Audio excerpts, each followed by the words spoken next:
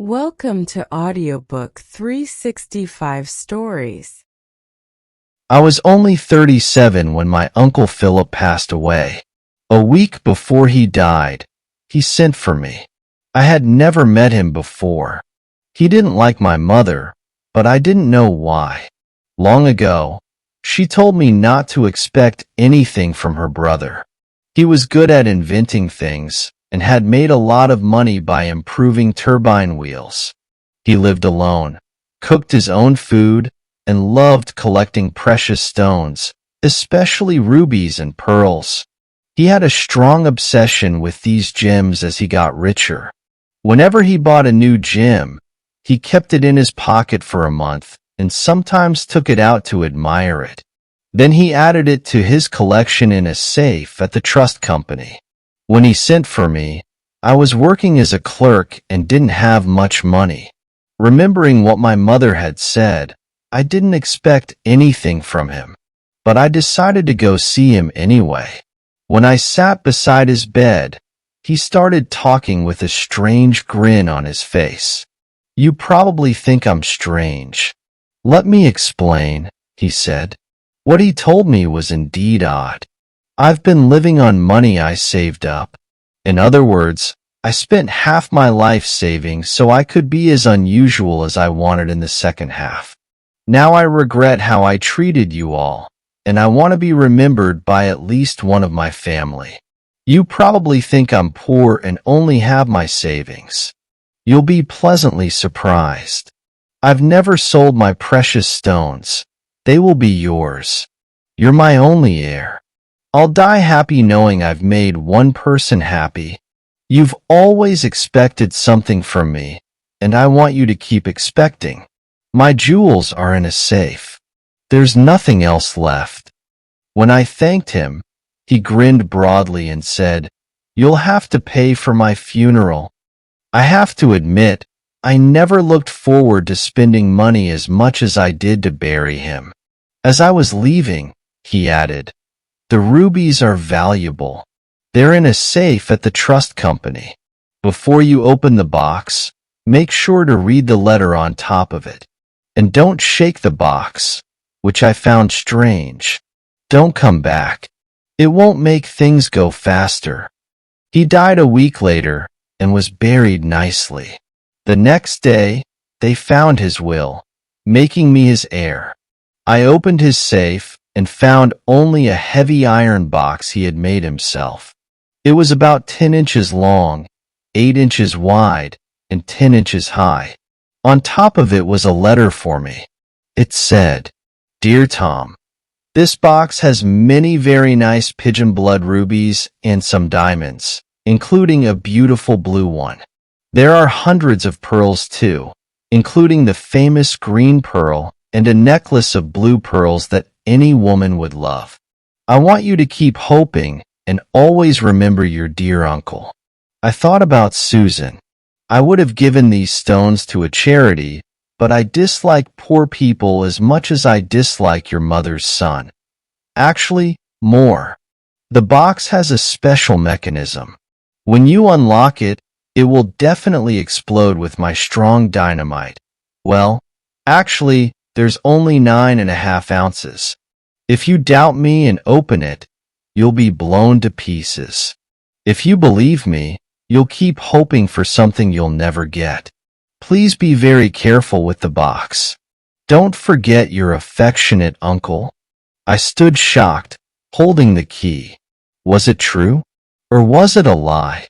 I had spent all my money on the funeral and was now even poorer. Remembering how odd, mean, and clever Uncle Philip was with machines and explosives, I started to believe he was telling the truth in that cruel letter. I took the iron box home, put it carefully in a closet, placed the key on top, and locked the closet. Then I sat down, still hopeful, and tried to think of a way to open the box without getting killed. There had to be a way. After a week of thinking, I realized it might be safer to unlock the box from a distance. I made a plan with wires that seemed like it could work. But then I thought about what would happen if the dynamite blew up and ruined the rubies. I wouldn't get any richer. I spent hours staring at the box and holding the key. Finally, I hung the key on my watch chain. But then I worried it might get lost or stolen. Scared of that, I hid it so no one could use it to open the box. I stayed scared and unsure for weeks, worrying some accident might happen to the box. A thief might take it, open it, and find out it was all a mean trick by my uncle. Even the noise from big trucks outside started scaring me. Worst of all, my salary got cut, and I knew I couldn't get married. In my sadness, I asked Professor Clinch for help with my problem and how to get to the rubies safely. He said if my uncle was telling the truth, there was no way to get the stones without ruining them, especially the pearls. But he thought the whole story was silly and hard to believe. I offered him the biggest ruby to test his idea, but he didn't want to try. Dr. Schaff, my uncle's doctor, believed my uncle's letter. He warned me that I might lose my mind from thinking too much about the rubies. By then, I was so scared of the box that his caution didn't help at all. Eventually, Dr. Schaff kindly advised me to stop obsessing over the rubies. But I couldn't stop. I spent all my free time in big libraries reading about dynamite. I talked about it so much that the library staff thought I was crazy or obsessed with explosives. They even talked to the police about me. I think I was watched as a suspicious person for a while. I stopped going to the libraries and became even more afraid. I put my precious box on a soft pillow to protect it from any shaking. I worried that even an earthquake could set it off. I even tried to figure out how much shaking it would take to make the box explode. When I saw Dr. Schaff again, he begged me to forget about the box. I realized I was completely controlled by one crazy idea, so I tried to follow his good advice.